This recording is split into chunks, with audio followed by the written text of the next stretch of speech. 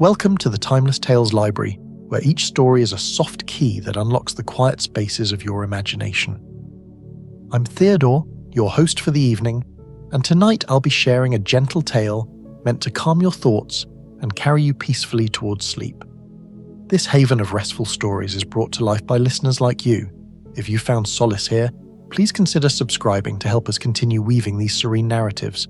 As you settle in, I'd love to hear from you. Leave a comment below letting me know where you're listening from and share a place you dream of a story taking you. Perhaps a lighthouse on a windswept cliff, a lantern-lit street in Kyoto, a cozy bookshop in the rain, or a meadow beneath the northern lights. Your dreams keep our little library warm and glowing. This story is about a magical neighborhood bakery where the air is thick with the scent of butterscotch and cinnamon, and where weary travelers from distant tales find unexpected sanctuary on a stormy winter evening. As rain drums against frosted windowpanes and a fireplace crackles softly in the corner, classic literary characters arrive one by one, each drawn by the warm glow of lamplight and the promise of something sweet. Tonight, the specialty is Christmas Winter Butterscotch Tart, and the bakery seems to know exactly what each visitor needs. Now, close your eyes and breathe slowly. Tonight, you're not in your room, you're descending into the sunken library within the Timeless Tales Library. Here, the air is thick with peaceful silence, and the light is soft and hazy, filtering down from the water's surface far above. Every shelf is covered in smooth green moss, and the books glow with a soft bioluminescent light. The only sounds are the gentle currents and the occasional brush of a fish's tail. Feel yourself sink deeper, your body becoming as weightless as a page adrift in the water. Your bed is a soft bed of sand at the bottom of this quiet sea, cradling you securely. Release your jaw, your shoulders, and your hands. Let the pressure of the day lift from you, rising to the surface like a stream of bubbles. Let the stories of the Timeless Tales Library drift into your imagination like schools of colourful silent fish. The Coziest rainy Butterscotch Tart Cottage Bakery. A Christmas Winter Bedtime Story. The evening began as all the best evenings do, with the first drops of rain tapping gently against glass and the promise of a long, peaceful night ahead. The Butterscotch Tart Cottage Bakery stood on the corner of Evergreen Lane and Lamplight Street, its windows glowing amber and gold against the deepening December twilight.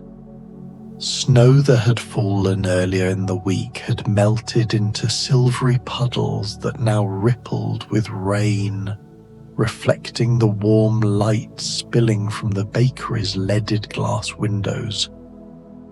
The sign above the door, hand-painted in cream and gold lettering, swayed slightly in the wind, creaking on its iron bracket with a sound that was somehow musical, somehow right. Inside, the bakery was a world unto itself. The walls were lined with shelves of warm honey-coloured wood, each one holding rows of glass jars filled with crystallized ginger, vanilla beans, star anise, and cinnamon sticks bundled with twine. Copper pots hung from hooks above the long wooden counter, their surfaces burnished to a soft gleam by years of use and care. The floor was made of wide planks that creaked pleasantly underfoot, worn smooth in places where countless feet had walked, and scattered with braided rugs in shades of cream and burgundy and forest green. But it was the scent that truly made the bakery what it was. Tonight, as the rain began in earnest, the air was thick and sweet with the aroma of butterscotch, rich, buttery, touched with brown sugar and vanilla, and just a hint of salt. Beneath that golden sweetness ran threads of other scents: cinnamon and nutmeg, the caramel fragrance of baking pastry, the warmth of yeast and fresh bread, and the deeper, darker notes of chocolate melting slowly in a copper pot on the stove. In the corner, a stone fireplace crackled softly, its flames dancing over applewood logs that released their own subtle perfume into the air. Before the fire sat 2 deep armchairs upholstered in velvet the colour of holly berries, and between them a small round table waited with a lamp that cast a pool of amber light across its polished surface. The baker moved quietly through the space as she always did. She was neither young nor old, neither tall nor short, but something timeless and exactly right. Her hair was pinned up beneath a soft white cap, and she wore an apron the colour of fresh cream, dusted with flour and cinnamon. Her hands moved with the sure, practiced grace of someone who had kneaded 1,000 loaves of bread, rolled 1,000 sheets of pastry, and knew by touch alone when the butter was exactly the right temperature for the perfect crust. Tonight's specialty was already cooling on the baker's rack near the window. Christmas Winter Butterscotch Tart. Each tart was a small miracle of buttery pastry filled with butterscotch custard that had been cooked slowly, patiently, until it reached exactly the right balance of sweetness and depth.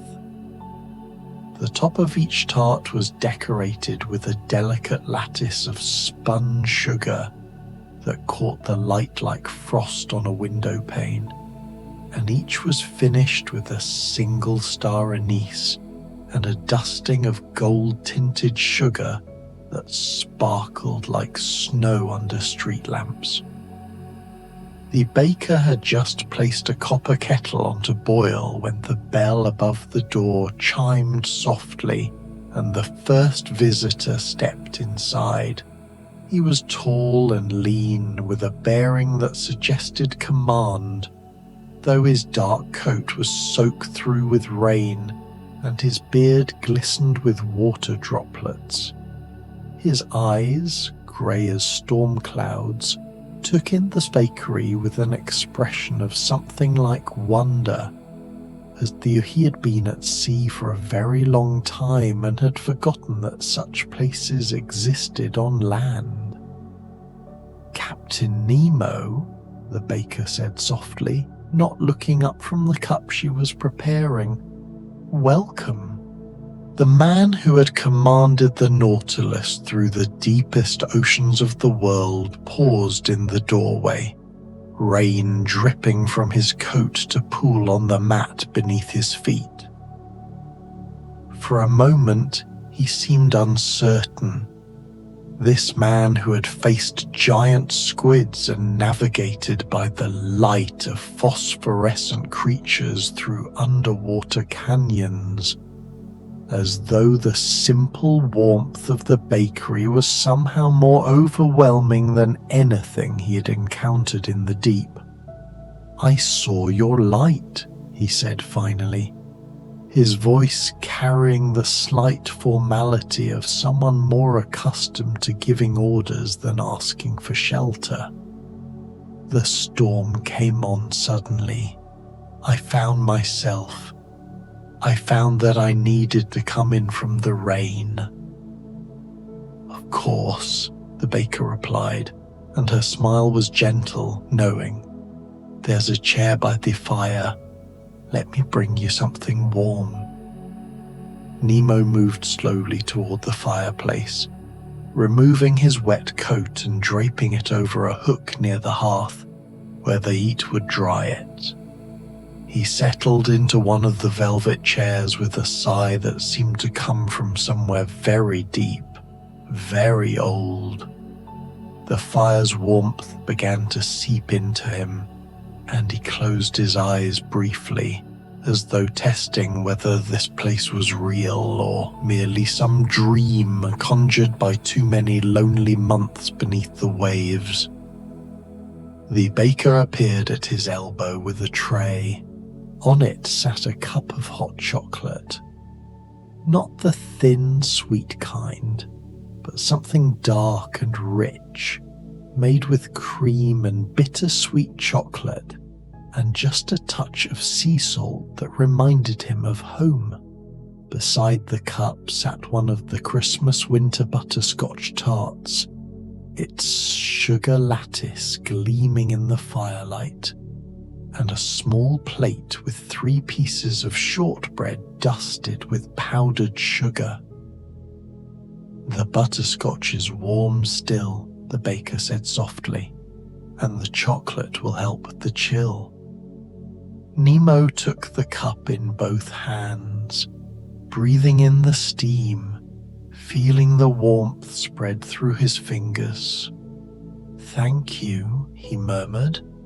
"It has been longer than I can remember since someone offered me such kindness without wanting something in return." The baker's smile was warm. "The only thing I ask is that you enjoy it." She returned to her work, leaving Nemo to sip his chocolate and watch the flames dance across the logs. Outside, the rain intensified, drumming steadily against the windows, but here, in this quiet corner, there was only warmth and peace, and the subtle sweetness of butterscotch filling the air. He had just taken his first bite of the tart, and oh, it was perfect. The butterscotch melting on his tongue with notes of brown sugar and vanilla, and that mysterious depth that comes only from patience and care. When the bell chimed again, this time a young man entered, lean and brown-skinned, with hair that fell wild around his shoulders and eyes that held the green depths of jungle canopies. He moved with an unusual grace, almost cat-like, and he paused just inside the door to shake the rain from his hair the way an animal might shake water from its fur. "Mowgli," the baker greeted him. Come in, you must be soaked through." The man-cub, who had been raised by wolves in the jungles of India, grinned, his teeth very white in his brown face. "I am used to rain, Baker. The monsoons in the jungle make this seem like nothing more than a whisper." But despite his words, he moved quickly toward the warmth, leaving wet footprints on the wooden floor. "Still, I won't refuse your hospitality. Something smells." He inhaled deeply, like the sweetness I remember from the village, but richer, better. "It's butterscotch tart tonight," the baker said. "Sit wherever you like. I'll bring you something." Mowgli glanced at Nemo by the fire, and the captain nodded in greeting. The young man chose a seat at the long wooden table that ran down the center of the bakery, settling onto the bench with that same fluid grace. He ran his hands over the polished wood as if appreciating the grain and texture. The baker brought him a tall glass of chai, the real kind brewed with black tea and fresh ginger, cardamom and cinnamon, sweetened with honey and enriched with warm milk. Beside it, she placed a Christmas Winter Butterscotch Tart and a small basket lined with cloth, filled with what Mowgli recognized as chapati, still warm, with a small dish of mango chutney, You remember," he said, surprised and pleased, "from my mother's village." "I remember what brings comfort," the baker replied simply. Mowgli tore a piece of the chapati and tasted the chutney, and his eyes closed with pleasure. For a moment he was back in the village of his birth, before the jungle, before Bagheera and Baloo, before everything. Then he tasted the butterscotch tart, and the flavors, so different from anything in the jungle or the village, filled his mouth with this new kind of sweetness, one that spoke of warmth and safety and the joy of discovering something unexpected. "This is very good," he said to Nemo across the room. "Have you tried the tart?" "I have," the captain replied, and something in his stern face softened. "It is remarkable. Everything here is remarkable," Mowgli agreed, taking another sip of chai. "I was out walking. I don't do well in rooms for too long, you understand, and the rain started. I thought I might shelter under a tree, but then I saw this light and I felt—" He paused, searching for words. "I felt called, as if I was meant to be here tonight." "Perhaps you were," Nemo said quietly. They sat in comfortable silence for a while, the rain providing a steady percussion against the windows, the fire crackling its counterpoint. The baker moved about her work, kneading dough, checking the oven, stirring something fragrant on the stove, with movements so natural and unhurried that watching her was like watching water flow downhill, inevitable and soothing. The third chime of the bell brought a girl of perhaps 12 or 13, with cheeks flushed pink from cold and rain, blonde braids plastered to her head beneath a woolen cap. She wore a simple dress under a heavy shawl, and her eyes, blue as alpine flowers, went wide at the sight of the bakery's warmth and the smell of baking that filled the air. "Oh," she breathed. "Oh, how wonderful!" "Heidi," the baker said warmly, "come out of those wet things. You'll catch your death." The girl, who had lived high in the Swiss Alps with her grandfather, moved quickly to obey, peeling off her soaked shawl and hanging it near Nemo's coat. "I was visiting friends in the village," she explained, her voice carrying the musical lilt of her mountain home. "The rain came so suddenly. I thought I knew every shop on this street, but I've never seen this bakery before. How can that be?" "Perhaps," the baker said, bringing Heidi a thick towel for her hair, "you've never needed it before. Tonight you do." Heidi accepted this with the straightforward wisdom of someone who had learned to trust in the goodness of the world. She dried her hair and face, then looked around the bakery with open delight. "It smells like my grandfather's house when Clara came to visit, and we made treats for her. And like the baker's shop in the village, and like—" She paused, "like Christmas." "That's exactly what it should smell like," the baker agreed. "Now sit by the fire and warm yourself. I'll bring you hot milk and something sweet." Heidi settled in the second armchair, curling her feet beneath her and holding her cold hands toward the flames.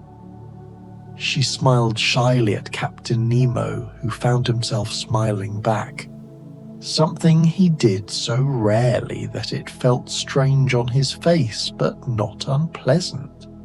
"Are you a sailor?" Heidi asked, noting his bearing and his weathered face. "I am," Nemo replied. "Or I was. I've spent a great deal of time beneath the sea." "Beneath it?" Heidi's eyes went round. "In a submarine? I read about those. Did you see fish and coral and all the things that live down in the deep water?"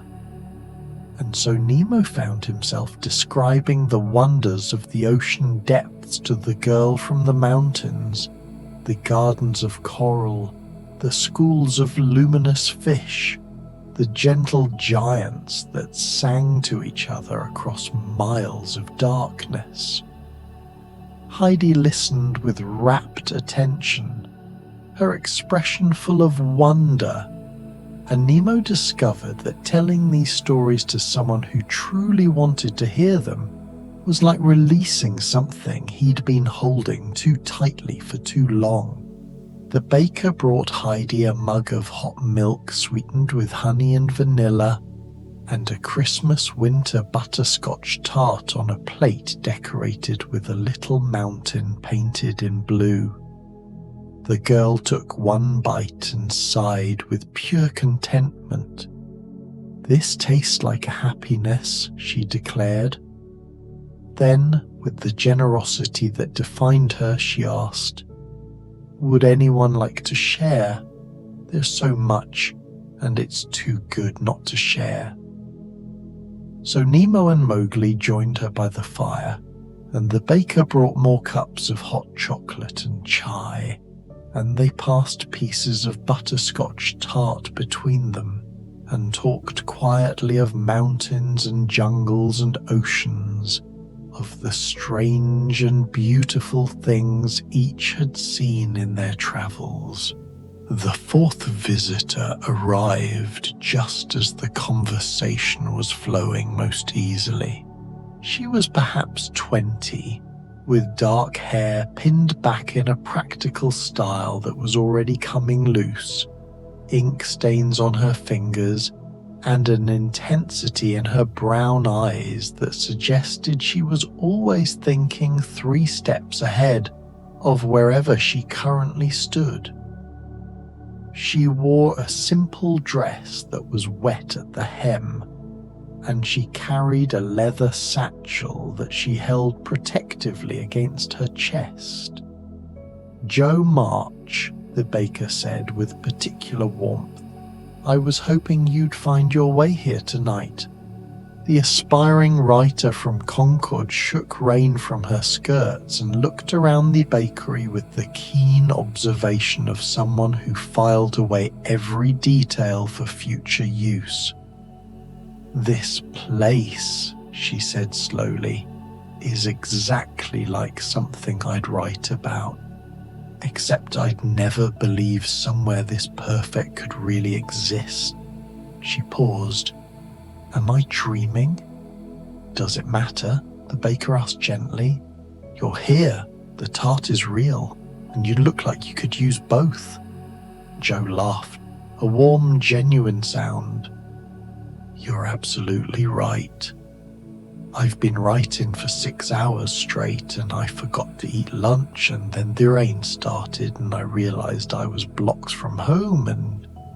She trailed off, setting her satchel carefully on a chair. "This is exactly where I needed to be." "Then sit," the baker said. "I'll bring you something to restore you." Joe joined the group by the fire, introducing herself with the friendly directness that made people instantly comfortable around her. "I'm a writer," she explained, "or trying to be anyway. I'm working on a novel about 4 sisters, and I've been wrestling with a particular scene all day. I couldn't get it right, and I was getting so frustrated that I decided to warp, rain or no rain." "And did the walk help?" Mowgli asked with interest. "Actually," Joe said thoughtfully, "I think it did. Or maybe it's being here with all of you. Sometimes you need to step away from a thing to see it clearly, don't you? The baker returned with a tray laden with treats. For Joe, there was a large cup of strong coffee, slightly sweet the way she liked it, and a Christmas Winter Butterscotch Tart, and a plate of what Joe immediately recognized as her mother's ginger cookies, though she couldn't imagine how this baker would know the recipe. "Oh," Joe breathed, picking up one of the cookies. "These are exactly like... But how did you..." She looked up at the baker with wonder. "Eat," the baker said softly. "Write later, for now just rest and enjoy." So Joe did, savouring the butterscotch tart between sips of perfect coffee and listening to the others' stories and finding that her mind, which had been tangled and frustrated for hours, was slowly beginning to unwind and settle. The scene she'd been struggling with seemed less impossible now. Perhaps after this, after the rain, she'd be able to see what it needed. The fifth arrival was announced by the sound of the bell and a cultured British voice saying, "I do apologise for the intrusion at this hour." The man in the doorway was impeccably dressed despite the rain, or rather he had been impeccably dressed before the downpour. His suit was expertly tailored, his posture perfect, and he carried himself with the unflappable composure of someone who had travelled the entire world in 80 days without ever losing his temper or his pocket watch. "Mr. Fogg," the baker said with a smile, "right on time as always."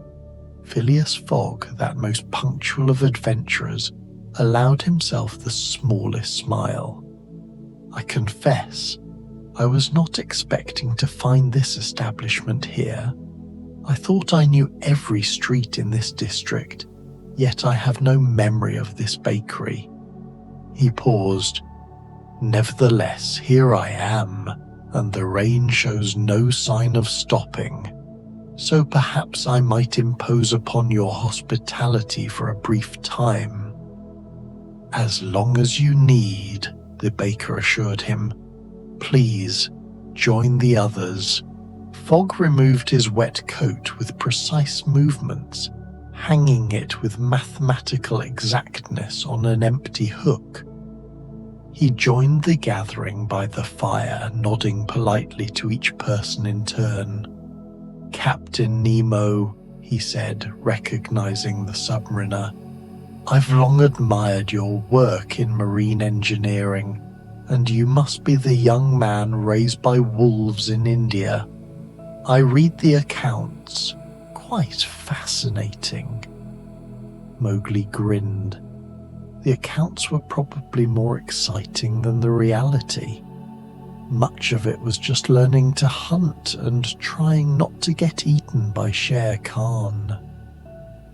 "And yet," Fogg said, settling into a chair the baker had drawn up, "you survived and thrived. That in itself is remarkable." The baker brought Fogg a cup of Earl Grey tea, prepared exactly as he preferred, though he'd never been here before, and a Christmas Winter Butterscotch Tart on fine china, accompanied by small, precise biscuits that tasted of lemon and crystallized ginger. "Excellent," Fogg pronounced after his first sip of tea. "The temperature is precisely correct." "Everything here is precisely correct," Joe said with a smile. "I think that's part of the magic." They talked then of travel, Fogg's journey around the world, Nemo's voyages beneath the seas, Mowgli's wanderings between jungle and village. Heidi listened with bright-eyed interest, asking questions that showed a keen intelligence beneath her gentle manner. Jo absorbed it all, her writer's mind filing away phrases and images for future stories. The rain continued its steady rhythm against the windows, but inside the bakery time seemed to slow and soften, becoming something elastic and dreamlike. The fire burned without needing new logs. The cups of tea and coffee and chocolate never quite emptied, and the scent of butterscotch and cinnamon wrapped around them all like a warm blanket. The sixth and final visitor arrived near what might have been midnight, though no one was quite sure anymore what time it was, and no one particularly cared. He came with the sound of something heavy, a crutch perhaps, striking the wooden floor, and when the door opened they saw a tall man with a weather-beaten face, one leg ending at the knee with a wooden peg replacing what was missing below. He wore the clothes of a sailor, rough and practical, and his eyes, blue and sharp as broken glass, swept the room with the wariness of someone who had learned to trust no one. "And here's Long John Silver," the baker said, her voice carrying no judgment, only welcome. "Come in from the storm." The pirate from Treasure Island paused in the doorway, his hand still on his crutch, suspicion written clearly on his face. "How do you know my name? And what makes you think I'm looking for shelter from the likes of you?" "Because everyone is looking for shelter," the baker replied simply. "And because you're standing in a doorway getting soaked when there's warmth and food inside. So you can stand there being suspicious, or you can come sit by the fire and have something hot to drink. Your choice." For a moment Silver remained frozen. Then slowly his weathered face creased into something that might have been a smile. "Well now, I've never been one to turn down a meal, especially when it's offered so plain and honest-like." He stumped inside, moving with surprising grace despite the crutch and the wooden leg. "Though I'll warn ye, I'm not the most respectable company." "Neither am I," Nemo said quietly from his chair. "I've been called a pirate myself, among other things. Sit, Mr. Silver. We're all just travelers tonight." Silver eyed the assembled group. The naval captain, the jungle boy, the mountain girl, the writer, the gentleman adventurer. And something in his suspicious expression eased slightly. He settled onto a bench by the table, propping his crutch against the wall within easy reach. "What's this place, then?" he asked, looking around at the warm, honey-coloured wood and the soft lights. "Some kind of charity house?" "It's a bakery," Heidi said simply. "And the baker makes the most wonderful butterscotch tarts. Here, try mine. I've had plenty." She held out her plate with such open, guileless generosity that Silver could only stare. Then, carefully, as if the gesture might vanish if he moved too quickly, he took a small piece of the tart. His eyes closed as he tasted it. "Blimey," he said softly. That's really something, that is."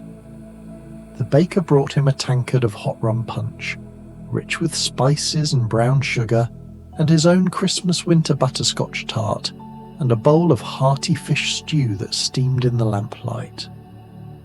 Silver ate slowly, savouring each bite as if he couldn't quite believe it was real.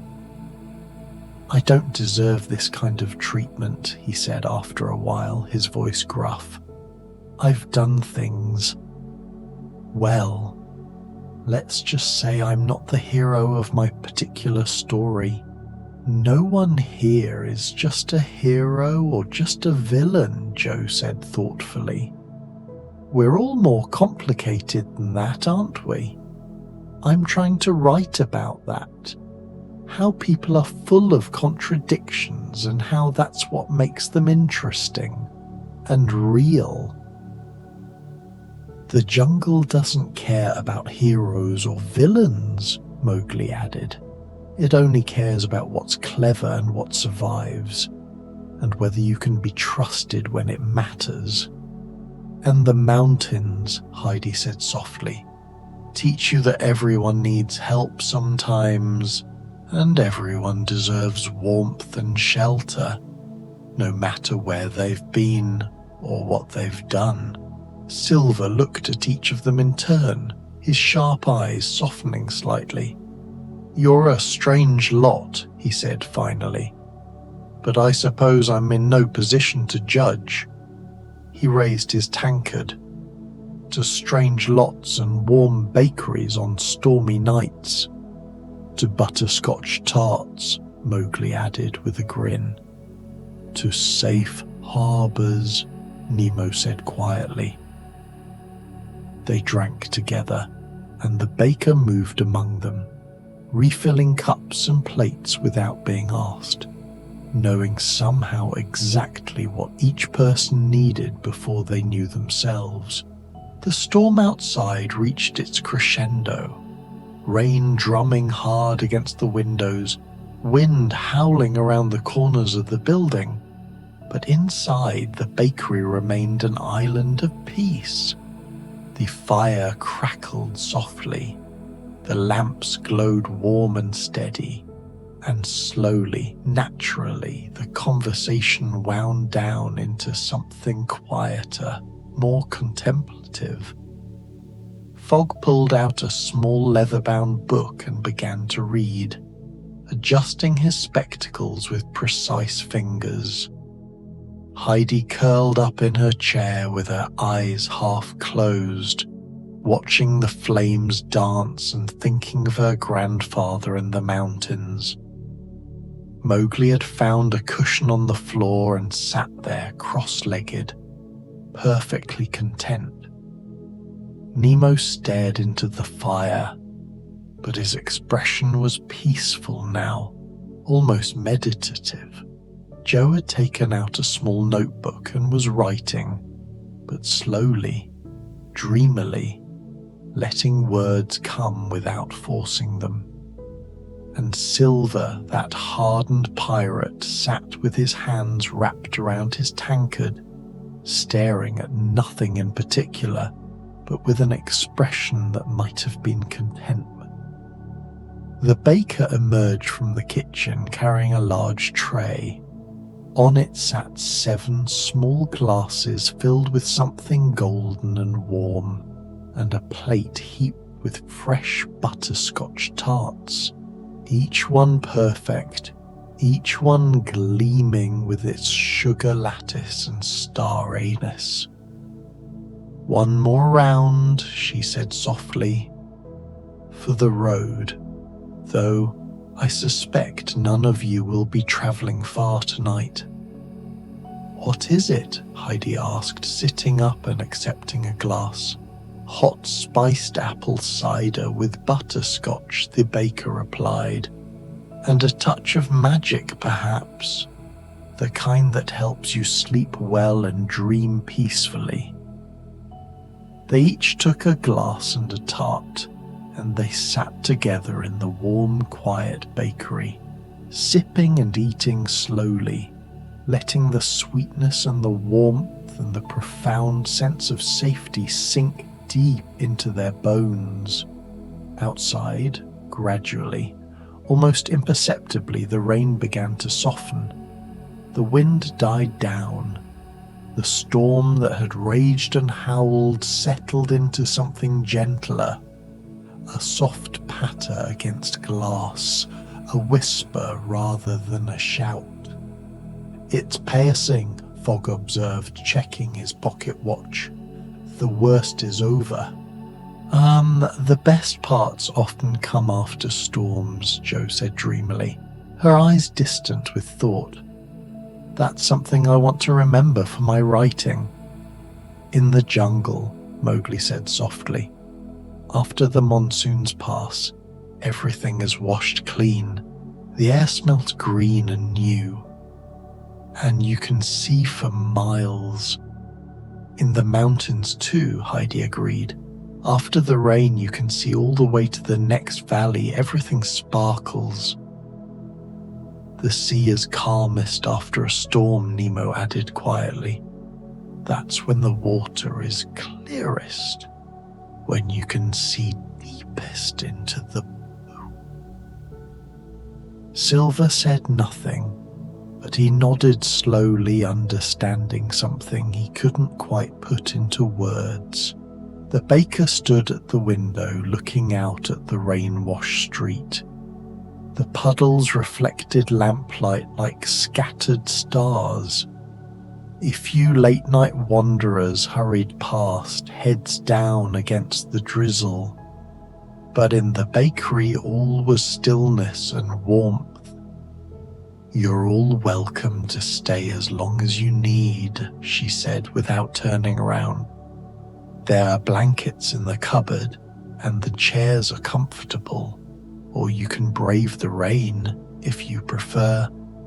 But know that you can always come back. The bakery will be here." "Will it?" Jo asked. "I feel like this place might disappear when we leave, like it only exists when we need it." The baker smiled. "Perhaps that's exactly what it is." One by one they settled into their chosen spots. Fogg wrapped himself in a blanket and returned to his book, reading by lamplight with perfect contentment. Heidi curled up in her armchair like a cat, already half asleep. Mowgli stretched out on the cushions by the fire, his breathing deep and even. Nemo remained in his chair, staring into the flames, but peacefully now. All the restless energy of the sea finally quieted. Jo wrote for a little while longer, then set her notebook aside and pulled a blanket around her shoulders, content to simply sit and be. And Silver, surprisingly, settled on a bench with his coat rolled up as a pillow, his crutch within reach, his weathered face softening into sleep. The baker dimmed the lamps one by one, leaving just enough light to see by, a warm, golden glow that made the whole bakery feel like the inside of a lantern. She added one last log to the fire, though it hardly seemed necessary, and stood for a moment looking at her gathered guests. 7 souls from 7 different stories, all seeking the same things: warmth, safety, sustenance, and perhaps a moment of peace in a world that had asked much of them. She moved through the bakery one final time, tucking a blanket here, adjusting a cushion there, leaving a final butterscotch tart wrapped in paper beside each sleeping figure. A gift for morning, for the journey ahead.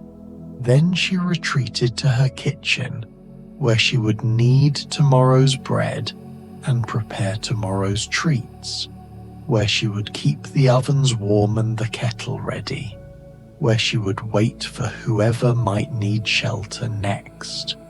Outside, the rain faded to the merest whisper, then stopped entirely.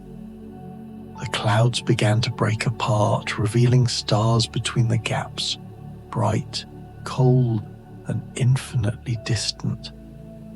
The streets steamed slightly in the aftermath of the storm, and somewhere far off a clock tower chimed the hour, though no one in the bakery heard it. They were all deeply, peacefully asleep, dreaming of mountains and jungles and oceans, of adventures past and comforts found, of the surprising kindness of strangers, and the way a simple butterscotch tart could taste like home. And in that warm, golden space between waking and sleeping, between one day and the next, they were all exactly where they needed to be. The Butterscotch Tart Cottage bakery stood quiet on its corner, its windows dark now except for the faint glow of banked coals in the fireplace. The sign swayed gently in the clearing breeze, and inside 7 travelers slept the sleep of the truly safe, the truly sheltered, the truly at peace. Tomorrow they would wake to fresh bread and hot coffee and the last of the Christmas Winter Butterscotch Tarts. Tomorrow they would thank the baker and step back out into their own stories, carrying with them the memory of this strange, perfect night. But for now, there was only sleep and warmth, and the lingering scent of butterscotch and cinnamon, and the quiet certainty that somewhere in the world there would always be a light in a window, a door left unlocked, and a place where weary travelers could rest. The rain had stopped, the storm had passed, and in the Butterscotch Tart Cottage bakery all was well, all was well, all was deeply, perfectly, wonderfully well. And outside, as the last clouds drifted away, the stars came out one by one, cold and bright and beautiful, keeping watch over the sleeping city and the small magical bakery where 7 souls found exactly what they'd been seeking, even if they hadn't quite known what that was until they stepped inside. The night grew deeper, softer, quieter, and anyone walking past that corner at that hour might have paused, noticing the faint golden glow in the windows, the warm scent of baking that lingered in the air even after the ovens had been banked for the night, and thought to themselves, what a lovely place that must be. Perhaps one rainy evening they might stop in themselves, and they would be right to do so, for the Butterscotch Tart Cottage bakery was always there, exactly when it was needed, with exactly what each visitor required: a warm tart, a hot drink, a comfortable chair, and the irreplaceable gift of sanctuary from whatever storm they'd been weathering. The fire burned down to embers. The sleepers breathed deeply, peacefully, and the night wrapped itself around the bakery like a blanket, protecting this small pocket of warmth and light and perfect contentment until morning should come.